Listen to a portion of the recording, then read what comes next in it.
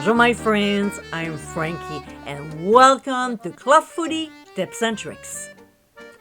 I don't like making things complicated, and that includes cooking as well as baking.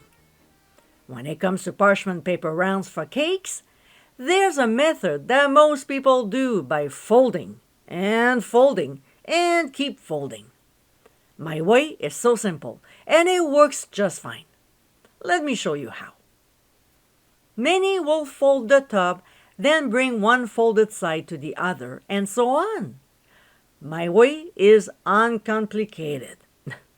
First, start by measuring how much parchment paper you need and cut it off. Then place your cake pan on it. Hold it steady with one hand while tracing around it with a pencil. A pen doesn't work. Then, using a pair of scissors, cut out the circle slightly inside the pencil line. Place it in the pan, making sure it's flat and covers the entire bottom. Then remove it. Next, grease your pan with butter or cooking spray. Place the round back in the pan and press it down so it's well coated.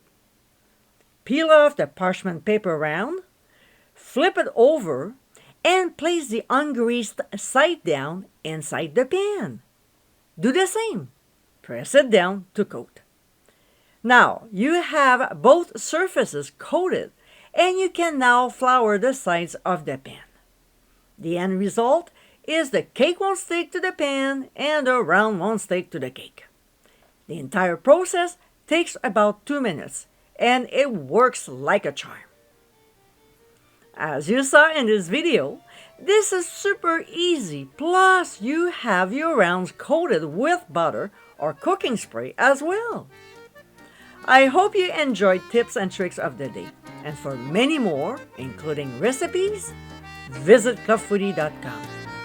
Until next time, my friends, bon appétit!